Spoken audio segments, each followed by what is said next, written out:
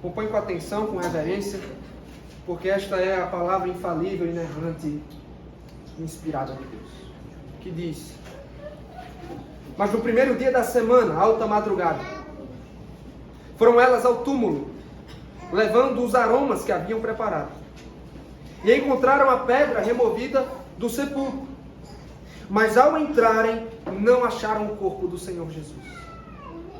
Aconteceu que, perplexas a esse respeito, apareceram-lhe 2 varões com vestes resplandecentes.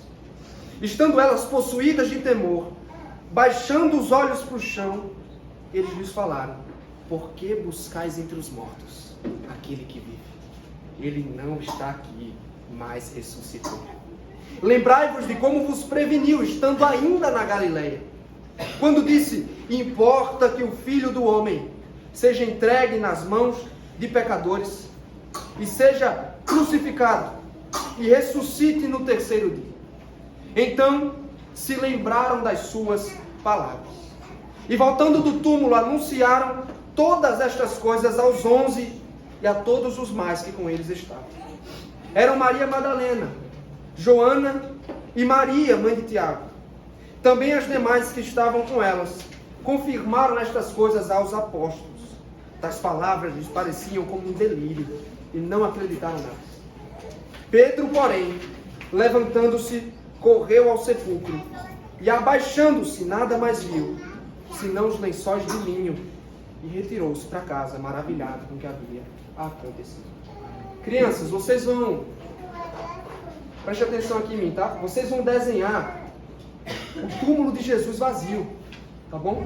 Vocês vão desenhar o túmulo vazio. Se vocês precisarem de ajuda, vocês perguntam ao papai: olha, a mamãe, como é que eu posso desenhar? Porque hoje nós vamos ouvir, crianças, que o túmulo de Jesus está vazio. Jesus não permaneceu morto. Ele vive. E essa é a nossa esperança. O nosso Salvador está vivo, tá bom? Então vocês vão desenhar o sepulcro, o túmulo de Jesus vazio, tá bom? Irmãos, nós estamos aqui já no fim da narrativa de Lucas, no que é chamada de Semana da Paixão.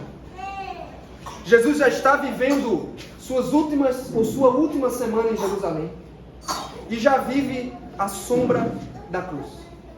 Os capítulos 22 a 24 de Lucas registram o desfecho e o clímax dos eventos envolvendo a pessoa de Jesus de Nazaré. Com a aproximação da festa da Páscoa, as conspirações dos escribas e sacerdotes para matar Jesus se intensificam. E eles ganham um aliado de peso nessa conspiração: Judas Iscariotes, um dos 12, prometendo-lhes entregar Jesus em ocasião oportuna. É chegada a festa dos pães asmos, ou os pães sem fermento, a Páscoa, uma das mais importantes no calendário e na história do povo judeu. Era uma grande celebração, irmãos, de 7 dias, onde se comemorava a libertação do povo de Israel do Egito. A festa girava em torno do cordeiro, que era morto, e dos pães sem fermento, que lembrava os amargos sofrimentos do êxodo. Jesus então aproveita a ocasião para comer a refeição de Páscoa com seus discípulos por uma última vez. Mas conforme Lucas registra no capítulo 22, essa é uma Páscoa um pouco diferente, irmãos. Porque não há cordeiro, só há pão e vinho. E por que não tinha cordeiro, João? Porque o cordeiro pascal estava sentado à mesa. Era Cristo. O capítulo 22 segue, falando então da agonia do Getsemane, da prisão de Jesus Cristo, da negação de Pedro e do julgamento perante Pilatos e Herodes. Entramos no capítulo 23 e encontramos Jesus sendo preterido, irmãos, no lugar de Barrabás, um assassino, e sendo entregue pelas autoridades para ser crucificado. Sendo assim, durante 6 horas, irmãos, pendurado entre criminosos, o Filho de Deus sem pecado sofreu, sangrou e finalmente morreu. O cordeiro pascal foi imolado. O corpo do Salvador foi sepultado no túmulo de um homem chamado José de Arimateia. E as mulheres galileias que o seguiam presenciaram o seu sepultamento. E como o sábado estava para começar, não havia muito o que fazer a não ser descansar. Ou melhor, tentar descansar. E é assim que termina o capítulo 23, meus irmãos. Com o Galileu, que alegava ser o Messias, morto. Ao que parece, seus inimigos conseguiram frear sua influência de uma vez por todas. E a pergunta é, seria esse o fim? É então que o capítulo 24 raia com a esperança. O túmulo está vazio. Jesus Cristo ressuscitou. E é exatamente o que essa porção inicial do capítulo vai anunciar com clareza para a nossa alegria e segurança na fé. Eu quero meditar com os irmãos o seguinte tema: a ressurreição do Salvador. A ressurreição do Salvador. O que Lucas tem a nos dizer sobre esse fato sublime, meus irmãos? Ou como a ressurreição é um evento tão glorioso. E nós encontramos aqui nesse breve relato 3 respostas para essas perguntas. A primeira delas vai do verso 1 ao verso 3. A ressurreição do Salvador é um evento sobrenatural. A ressurreição do Salvador é um evento sobrenatural. Volte mais uma vez seus olhos comigo para o verso de número 1. Diz assim a palavra de Deus: mas no primeiro dia da semana, alta madrugada, foram elas ao túmulo, levando os aromas que haviam preparado. A quem Lucas se refere, irmãos, com o pronome elas aqui? Se você ler o Evangelho de Lucas, você vai se dar conta que é as mulheres galileias, que seguiam Jesus, que presenciaram sua morte no Calvário e assistiram pessoalmente o seu sepultamento, conforme o fim do capítulo 23 nos informa. Bem cedo no primeiro dia da semana, elas se dirigem ao sepulcro onde Jesus Cristo estava, levando aromas e especiarias para ungir, embalsamar o corpo de Cristo. Sem dúvida, queridos, há algo de muito bonito no ato de serviço delas. É um ato de devoção, de amor por Cristo, mesmo ele estando vivo. Mas ao mesmo tempo, queridos, é uma grande demonstração de falta de fé. Isso porque elas não esperavam encontrar nada além do sepulcro de Jesus, do cadáver de Jesus de Nazaré no sepulcro. O horror da cruz, presenciado por elas, havia destroçado completamente as suas esperanças, ao ponto de a ressurreição de Cristo nem mesmo ser uma possibilidade na cabeça delas. Mas então o texto nos diz: com o primeiro dia da semana raiou a esperança. Verso de número 2. E encontraram a pedra removida do sepulcro. Em comparação com os outros evangelhos, Lucas é extremamente sucinto ao nos contar o que aconteceu, sem dar muitos detalhes. Por outro lado, quando vamos ao relato de Marcos da ressurreição, você não precisa abrir. Ele nos informa que, enquanto essas mesmas mulheres caminhavam em direção ao sepulcro, elas se perguntavam o seguinte: quem nos removerá a pedra de entrada do túmulo? Porque o próprio Marcos faz questão de reforçar, a pedra era muito grande e pesada. Sem contar que no capítulo 27 do Evangelho de Mateus, os fariseus, temendo a possibilidade dos discípulos de Jesus roubarem seu corpo para alimentar a narrativa da ressurreição, eles pediram a Pilatos uma tropa de soldados romanos para guardar a porta do túmulo e deixá-lo seguro. Além do mais, Pilatos mandou selar o sepulcro com seu selo oficial, garantindo que aquele lugar não deveria ser violado sob ordem do governador. Humanamente falando, irmãos, aquele era um sepulcro intransponível. Por isso que nós precisamos perguntar: como a pedra foi removida? Ou quem a removeu? E é o que o relato de Mateus vai nos dizer. Ele diz o seguinte no capítulo 28, você não precisa abrir: eis que houve um grande terremoto, porque um anjo do Senhor desceu do céu, chegou-se, removeu a pedra e assentou-se sobre ela. E os guardas tremeram, esfavoridos, e ficaram como se estivessem mortos. Por maior que fosse o esquema de proteção romano, Só bastou Deus enviar um anjo para desmanchá-lo por inteiro. E esse anjo, com uma facilidade sobrenatural, removeu a grande pedra. E por mais bem armados e preparados que fossem os soldados romanos, diante dos anjos, nada lhes restava fazer, a não ser fingir-se de morto, como então fizeram. Mas Lucas omite todos esses detalhes, irmãos, para simplesmente dizer: a pedra do sepulcro fora removida. E por fim ele acrescenta um outro detalhe assombroso, verso número 3. Mas ao entrarem, não acharam o corpo do Senhor Jesus. Ao longo da história, meus irmãos, os inimigos da ressurreição têm proposto algumas explicações para o túmulo vazio. Alguns deles dizem o seguinte, que Jesus Cristo não chegou a morrer quando foi colocado no sepulcro. Depois ele reanimou-se. Isso explica o fato do sepulcro estar vazio. Mas essa tese é um completo absurdo, porque essas mulheres, por exemplo, presenciaram o seu martírio no Calvário e assistiram o seu sepultamento. Outros alegam que os romanos, tempos depois, ou imediatamente depois de sua morte, levaram o corpo de Jesus de um túmulo para o outro. Mas não há apoio histórico para essa tese.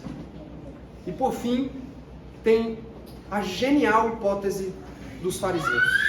Os discípulos de Jesus roubaram o corpo, subornando os guardas, e alimentaram a narrativa da ressurreição. Ora, você sabe o que o texto bíblico diz sobre os discípulos?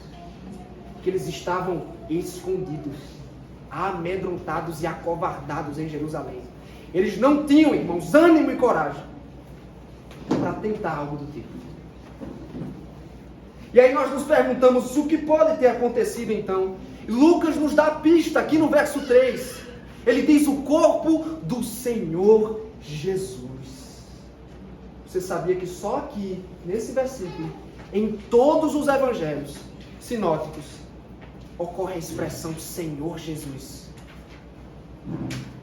Lucas não chama Jesus assim na narrativa da crucificação e do julgamento, mas só no sepulcro vazio ele diz Senhor Jesus, porque ele está dizendo que o Jesus que antes esteve morto, agora ele é Senhor, Kyrios, que é um termo aplicado a Deus. Ele é Senhor, exaltado e vivo para sempre.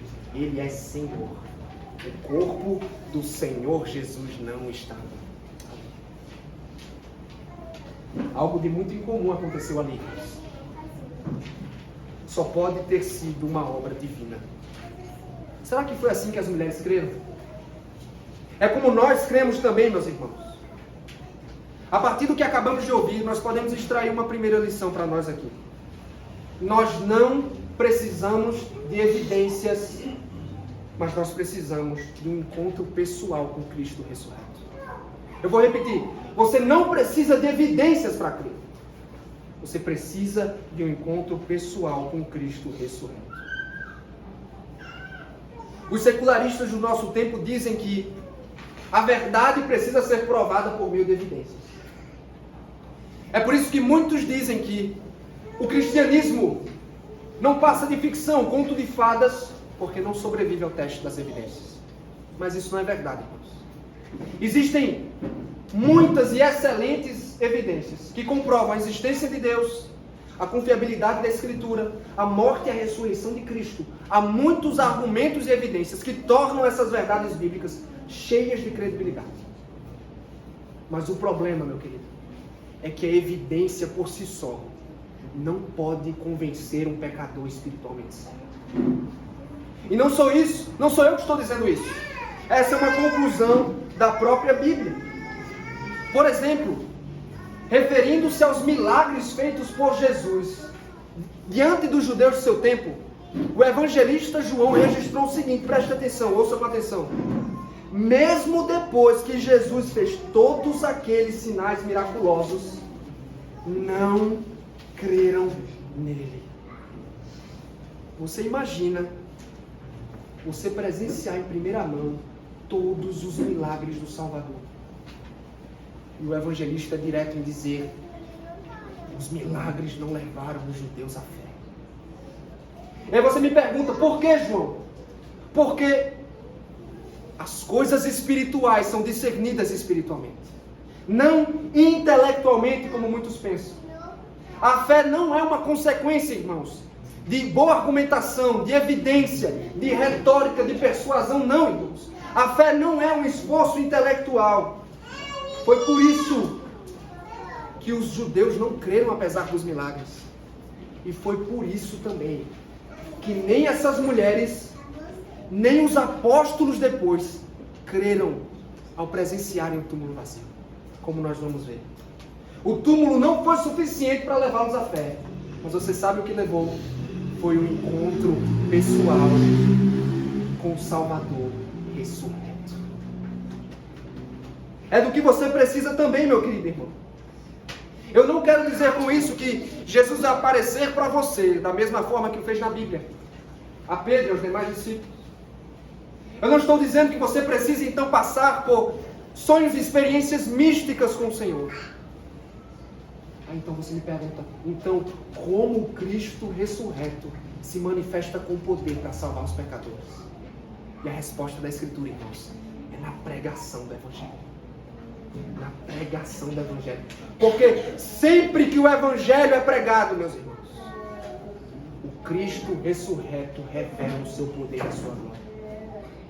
A pregação da palavra, como nós cremos, é um meio de graça ordenado por Deus. E é por meio dela que o Cristo vivo quebra a incredulidade e leva pecadores aos seus pés. É no Evangelho que Cristo se revela. E é o anúncio desse Evangelho que o Espírito usa para conceder fé e arrependimento no coração dos pecadores. Então não importa se você é incrédulo como Tomé, você lembra dele? Ou se você é rebelde como Saulo de Tarso era. O Cristo ressurreto do Evangelho, ele pode colocá-lo de joelhos em adoração a ele. Ele pode remover as escamas dos seus olhos e salvá-lo do seu pecado. Então não pelo poder das evidências, não porque você foi intelectualmente convencido da verdade da ressurreição, mas porque Cristo no Evangelho se manifestou como o poder e a verdade de Deus a você. Então eu diria a você, meu querido, o melhor que você pode fazer é procurar o Cristo vivo, não só nas evidências, mas no Evangelho. Uma segunda lição para nós aqui, o texto nos ensina, o domingo é um dia de esperança para os cristãos.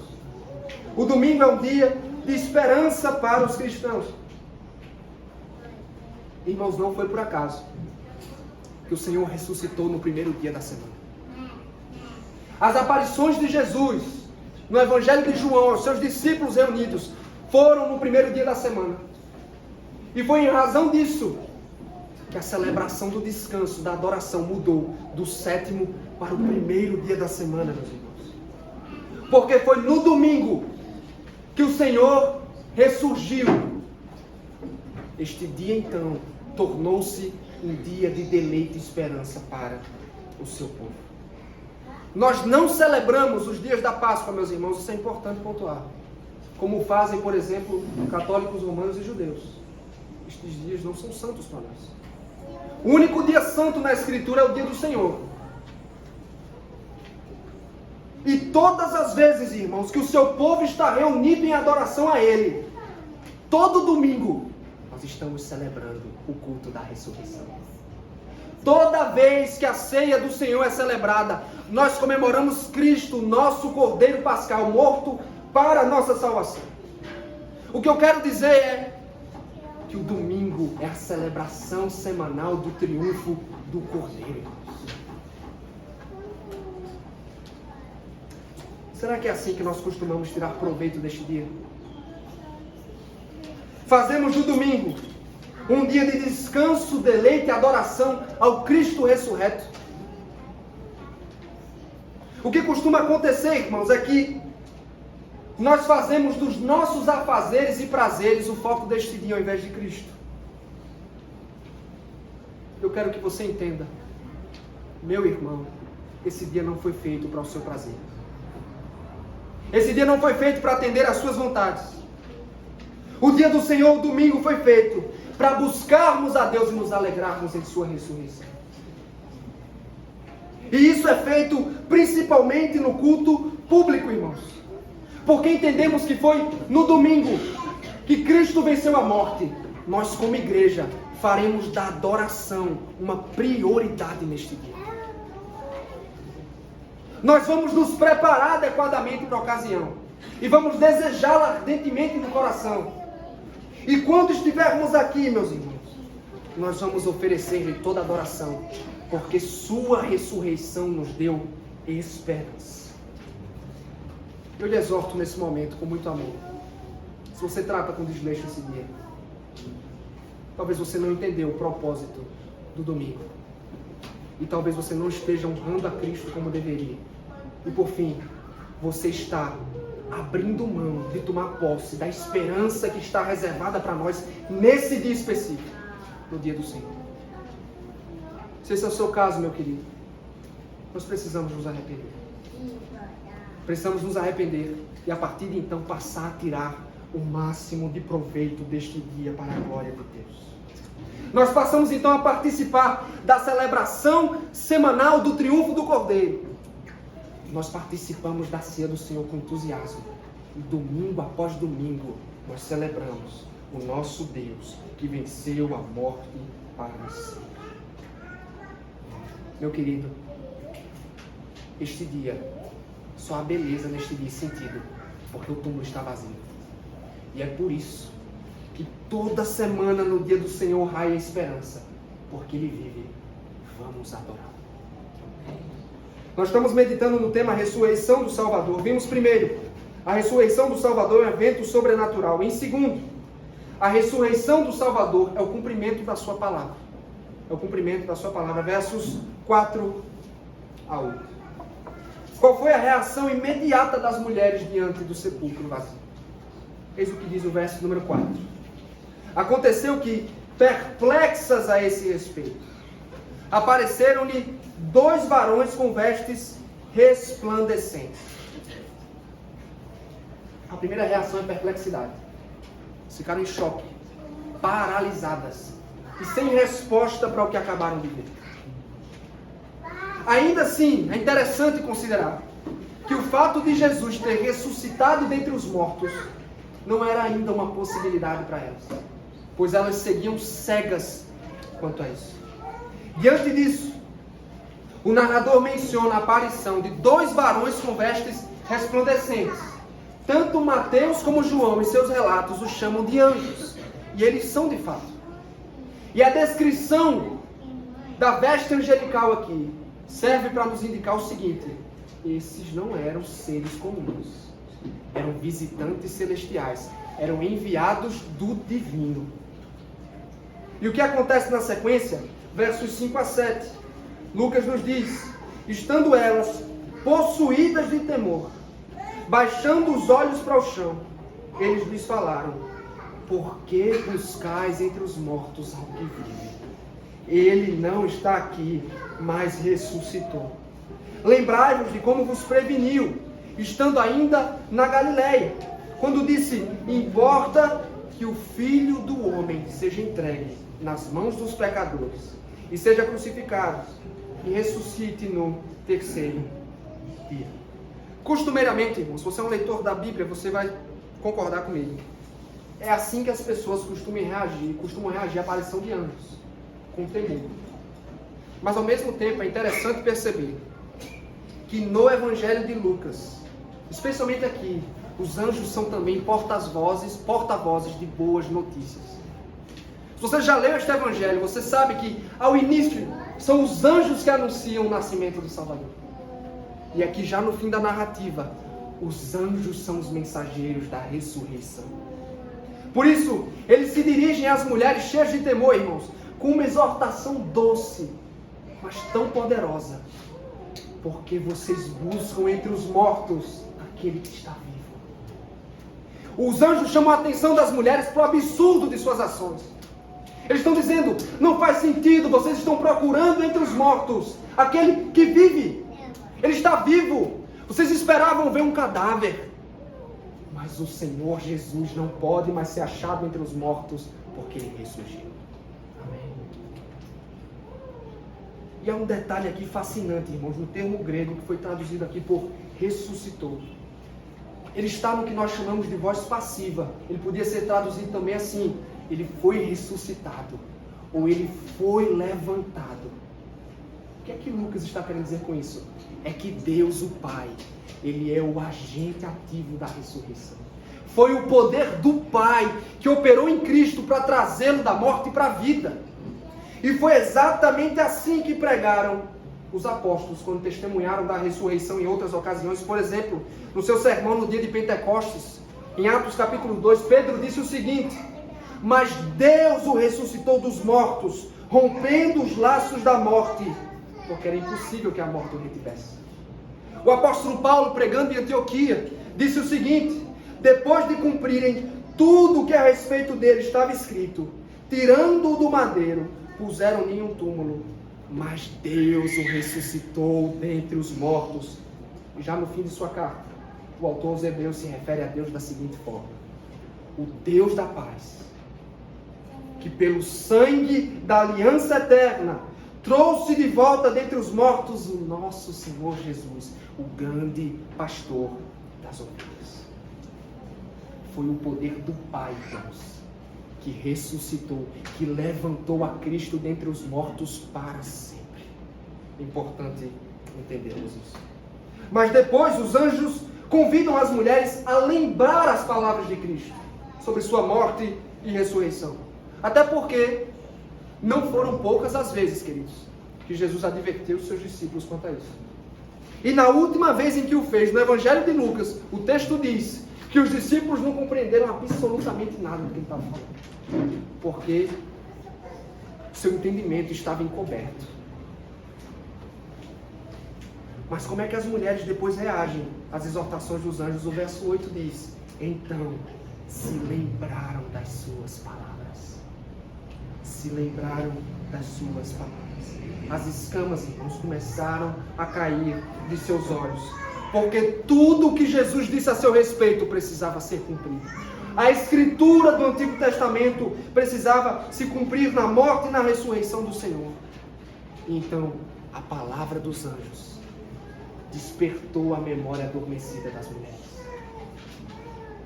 Será que é assim que a nossa memória anda também, irmãos? Quantas coisas do Evangelho adormecido? Você se lembra e crê nas palavras de Cristo sobre sua morte e ressurreição? A lição deste ponto é: confie na palavra de Cristo e confie na palavra escrita sobre Cristo. Mas por que essa lição é tão necessária para nós? Porque nós temos o mesmo problema dessas mulheres. Nós esquecemos a palavra de Cristo. E quando nós nos esquecemos, nós nos tornamos vulneráveis ao medo, à dúvida, à incredulidade, à angústia, à ansiedade, ao temor. Por isso as palavras dos anjos são tão importantes para nós, irmãos. Lembrem-se do que ele falou. Lembrem-se das palavras de Cristo. Então você me pergunta: mas onde então, João, eu posso encontrar a palavra de Cristo? Onde posso ouvi-la? Nas Escrituras Sagradas. E para nossa, ou na verdade para a surpresa de muitas pessoas, toda a Escritura é palavra de Cristo. É palavra sobre Cristo. Porque ele disse aos seus discípulos após ressuscitar: são estas as palavras que eu vos falei, estando ainda convosco. Importava se cumprisse, ouça, tudo o que de mim está escrito na lei de Moisés, nos profetas e nos santos.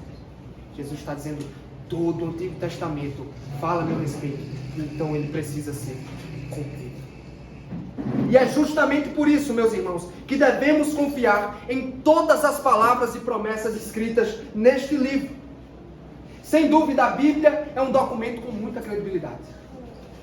Muita credibilidade histórica, irmãos. Mas nós confiamos nessa palavra de todo o coração, principalmente porque tudo o que foi dito e prometido a respeito de Cristo por Deus se cumpriu. Cristo é a semente da mulher, irmãos. Em Gênesis capítulo 3, verso 15, que esmaga de uma vez por todas a cabeça da serpente.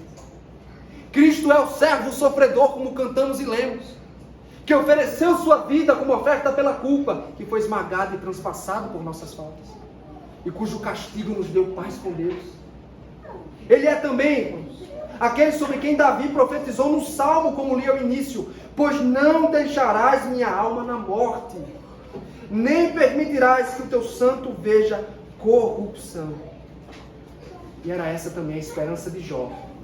Bem no início da história da redenção, Jó disse: porque eu sei que o meu Redentor vive, e por fim se levantará sobre a terra.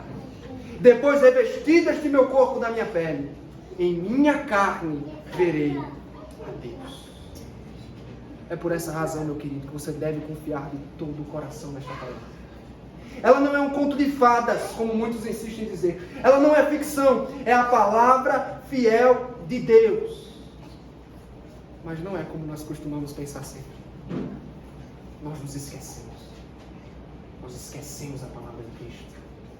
E aí nos tornamos vulneráveis ao temor, à dúvida e à incredulidade, como as nossas irmãs aqui. Por isso, dê atenção à exortação dos anjos na noite de hoje. Lembra-te do que ele falou. Lembra dessa palavra, cristão. Toda essa palavra. Quando a angústia bater a porta, quando o medo te assombrar, as incertezas e a incredulidade te ameaçar, lembre-se dessa palavra e agarre-se às suas promessas. Que os teus pensamentos sejam povoados pelas promessas da Escritura. Que você estude essa palavra como salmista, medite nela de dia e de noite. Vamos ensinar aos nossos filhos desde cedo que, como disse o salmista, os testemunhos do Senhor são dignos de confiança. Elas precisam depositar o coração na palavra de Deus. Podemos confiar, irmãos, e repousar seguramente em tudo o que foi dito por Cristo. Absolutamente tudo que foi prometido nas Escrituras. Você sabe por quê? Porque o autor das Escrituras é fiel e verdadeiro. Ele não pode negar a si mesmo. Ele não é como o homem. Portanto, agarre-se às verdades e promessas aqui registradas. Para o bem, para a segurança do teu coração. Eu diria, agarre-se principalmente à verdade da ressurreição. Porque nada, meus irmãos, pode afastar os temores desta vida. Nada pode afugentar com mais poder, irmãos, as incertezas do coração do que a certeza. O túmulo está vazio. Nenhuma verdade, irmãos, pode nos conceder mais esperança nesta vida do que o fato de que adoramos um Salvador que vive e reina para sempre. Este é o Evangelho. E é por isso que você deve confiar em todo o coração nesta palavra. Especialmente nessa. Cristo ressuscitou. E Ele voltará para nos buscar. Estamos meditando no tema ressurreição do Salvador. Vimos primeiro que ela é um evento sobrenatural.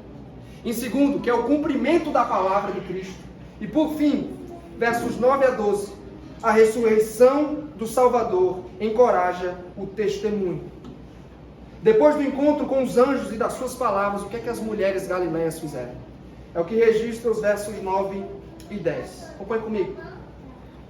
E voltando do túmulo, anunciaram todas estas coisas aos 11 e a todos os mais que com eles estavam. Eram Maria Madalena, Joana e Maria, mãe de Tiago. Também as demais que estavam com elas confirmaram estas coisas aos apóstolos. Então, pelo que parece, a lembrança conduziu à fé e a fé produziu testemunho. Curiosamente, as mulheres foram as primeiras testemunhas do Evangelho da ressurreição. E por que eu digo curiosamente, irmãos? Porque nesta época, a palavra de uma mulher não tinha a mesma credibilidade da palavra de um homem por conta de seu status social. Tanto que uma mulher não poderia servir como testemunha em juízo. O fato, portanto, das primeiras testemunhas oculares da ressurreição foram mulheres, as primeiras testemunhas do sepulcro vazio e de Cristo, como veremos depois. Na verdade, como o Evangelho de João deixa bem claro. Como foram as mulheres, e seus nomes foram devidamente apresentados aqui, irmãos, isso atesta o quanto a narrativa ela é verdadeira. Ela comprova a veracidade da narrativa. Porque, como disse um estudioso, se os autores do Evangelho tivessem se sentido livres para fazer qualquer alteração que fosse em suas narrativas, ouça bem, não teriam tido a menor motivação para ter incluído as mulheres na história. Logo, não faria sentido para a credibilidade da narrativa no seu tempo incluir o fato se o fato não fosse verdadeiro, se as mulheres não foram, de fato, as primeiras testemunhas da ressurreição de Cristo. Tendo dito isso, elas anunciaram o que viram e ouviram a uma plateia muito ilustre, somente aos 11 apóstolos de Cristo e aos demais que o seguiam. E você sabe qual foi a reação dos apóstolos? É o que o verso número 11 nos informa. Tais palavras lhes pareciam como delírio e não acreditaram nelas. A reação, como você pode ver, não foi nada positiva. Inclusive, o termo traduzido aqui por delírio era usado na terminologia médica do tempo para descrever pessoas com altas temperaturas, com febre, e que começavam a delirar por conta da febre. Em outras palavras, os apóstolos estão dizendo: vocês são loucas, vocês estão malucas, vocês são insanas. Ao que parece, meus irmãos, somente o encontro com o próprio Jesus ressurreto poderia convencê-los de um absurdo como esse. Cristo ressuscitou. Não é à toa que mais tarde Jesus ia censurar a incredulidade e a dureza de coração dos seus discípulos. Mas me parece que o testemunho delas despertou a atenção de alguém especial. Verso número 2. Pedro, porém, levantando-se, correu ao sepulcro e, abaixando-se, nada mais viu senão os lençóis de linho, e retirou-se para casa maravilhado do que havia acontecido. Imagine a situação de Pedro. Desde o fatídico dia em que negou a Cristo 3 vezes. Eu imagino que Pedro chorava amargamente. O canto do galo possivelmente estava aqui, o atormentando de dia e de noite. Então o coração pesado e abatido de Pedro precisava de alguma esperança.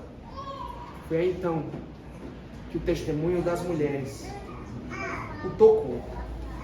E o narrador diz: ele foi ao sepulcro correndo. Ele deixou o lugar com admiração, mas não ainda com fé. Pedro não creu.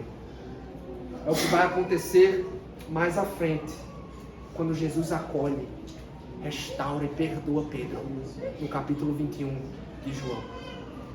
Mas eu me arrisco a dizer que o testemunho das mulheres e o sepulcro vazio alimentaram essa esperança no coração de Pedro, de ser restaurado, de ser perdoado do seu pecado.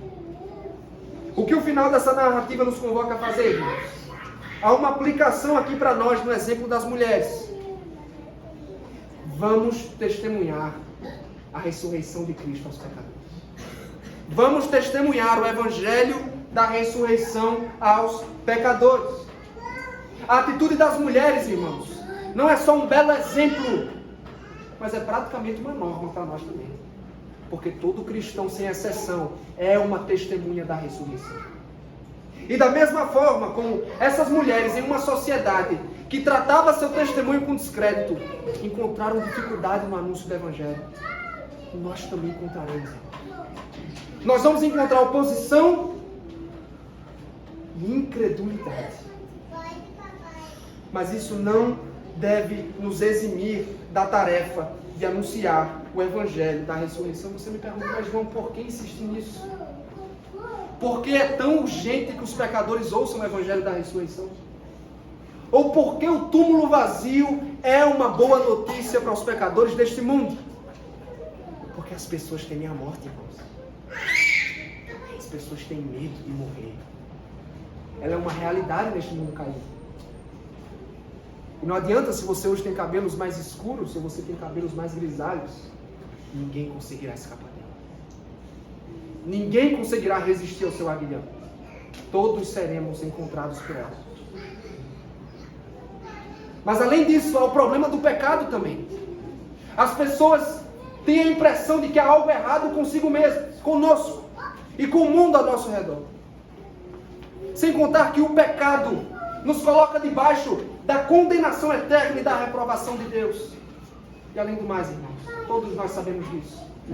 Os prazeres desta vida, suas recompensas e realizações não são capazes de satisfazer plenamente o nosso coração. Como disse Salomão, é tudo vaidade. Então, em resumo, o que está acontecendo? As pessoas sem Cristo estão vivendo sem Deus e sem esperança no mundo. É por isso que elas precisam ouvir sobre o túmulo vazio. As pessoas temem a morte. Você sabe o que diz o Evangelho? Cristo venceu a morte. Embora seu aguilhão seja poderoso, Cristo o destruiu. De modo que os que creem nele podem ter a certeza de que no último dia ressuscitaremos com ele em glória. A morte não é o fim para o cristão. Talvez seus pecados sejam muitos. Os pecados das pessoas para quem anunciamos o Evangelho. Cristo não só venceu a morte, queridos. Cristo venceu o pecado. Ele foi oferecido na cruz do Calvário. Ele verteu seu sangue como Cordeiro Pascal. E a sua ressurreição dentre os mortos é um sinal de que Deus aprovou, recebeu, se agradou do sacrifício que ele ofereceu. E por causa disso, por causa da ressurreição, os pecadores que creem podem ter a certeza: somos plenamente justificados diante de Deus pela graça. Os prazeres desta vida não podem satisfazer. Eis o que diz o Evangelho da ressurreição: os que creem serão levantados para uma eternidade de prazeres e deleites na presença perfeita de Deus. Este é o Evangelho da ressurreição. Esta é a esperança que a ressurreição tem a oferecer aos pecadores, irmãos. Não há como falar do Evangelho sem anunciar a ressurreição. Você vai encontrar incredulidade. Você vai encontrar oposição. Mas Deus pode usar essa mensagem poderosa para trazer pecadores aos pés do Cristo que vive. E por fim, última lição do texto. Eu posso dizer também que há esperança para você no túmulo vazio. O canto do galo também atormenta você, meu irmão. Seus pecados são muitos. Sua culpa o inquieta. Você anda incerto quanto a seu destino eterno. Você é tomado pelo medo quando se lembra que em certo momento de sua vida você vai ter de encarar a morte de frente. A maldade deste mundo deixa completamente desanimado quanto ao presente e quanto ao futuro. Escuta o que eu vou dizer. Todos esses temores podem ser vencidos pela esperança do túmulo vazio. Pois como disse Paulo em 1 Coríntios 15, eu não poderia deixar de citar esse texto. Se é somente para essa vida que temos esperança em Cristo, nossa pregação é inútil. Nossa fé é vazia e nós ainda estamos em nossos pecados condenados. Em resumo, somos os mais infelizes de todos. Se a ressurreição é uma mentira, todos nós, pense nisso, todos nós estamos condenados eternamente. Mas louvado seja Deus. Alegre-se, querido irmão, porque Cristo ressuscitou.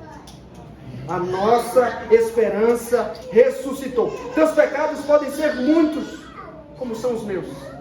Mas Cristo nos dá salvação e triunfo sobre o pecado nele. O sangue que foi vertido pelo Cordeiro Pascal é suficiente para te livrar para sempre da condenação eterna. O medo da morte te inquieta. Inquieta a tua consciência. Você está inseguro quanto ao seu destino eterno. Você sabe o que diz o Evangelho da ressurreição? Cristo ressuscitou. E por causa disso, nós ressuscitaremos com Ele. A morte não é um fim, irmãos. E há algo ainda melhor nisso. Porque Paulo diz que no lugar do corpo da imperfeição que nós temos, do corpo do pecado, irmãos, Cristo nos dará um corpo em glória semelhante ao dele. Não mais um corpo, um coração imperfeito, dividido, inconstante, mas um corpo glorificado para amar a Deus e se alegrar nele para sempre. A morte não precisa mais tirar seu sono, meu querido. O pecado não mais precisa inquietá-lo ao ponto de lhe remover a paz. Porque como Deus já nos levantou da morte para a vida espiritualmente, naquele dia seremos ressuscitados com Ele. E ouça, como disse Paulo em Romanos, nem a morte, nem a vida, nada pode nos separar do amor de Deus. A morte não é capaz de arrancar nenhum dos benefícios que nos foram conquistados em Cristo. Você está decepcionado com esse mundo? Frustrado com o que vê e ouve? Meu querido, essa mesma Bíblia que diz que Cristo ressuscitou, diz que Ele voltará em glória para julgar o mundo e colocar todas as coisas em ordem outra vez. Por isso eu digo, não entregue-se ao desânimo e à incredulidade. Cristo voltará. Esse é o tamanho da esperança que nós temos na ressurreição, irmãos. Por isso eu digo a você, cristão, agarre-se a essa esperança com fé. Faça dessa verdade o baluarte da tua vida. Porque se Cristo ressuscitou dentre os mortos, nada nem ninguém pode abalar a nossa esperança. Amém? E é isso que faz da nossa fé uma rocha segura, irmãos. O túmulo está vazio. Imagine que os apóstolos e os demais cristãos não seriam martirizados de formas terríveis se a ressurreição fosse uma farsa. O evangelho não teria se espalhado e alcançado pessoas de todas as tribos, línguas e nações se Cristo fosse uma invenção dos homens. Mas é justamente porque Cristo ressuscitou que o evangelho é poderoso. Por isso eu digo a você na noite de hoje, se tudo o que foi dito aqui sobre Cristo é verdade, se Jesus é quem diz ser, você não tem outra alternativa. Você não tem uma alternativa mais plausível do que dobrar-se aos pés desse Cristo em adoração. Se Ele é aquele sobre quem o Apocalipse se refere, o Cordeiro que antes esteve morto, mas que ressurgiu e que está à destra de Deus, se Cristo é este Cordeiro, você não tem outra alternativa a não ser dobrar-se a Ele em adoração e viver para a glória do Cristo ressurreto. Vamos fazer isso, meus irmãos. Vamos abraçar a Cristo como Senhor e Salvador. Vamos nos render aos pés do Cristo que venceu a morte para sempre.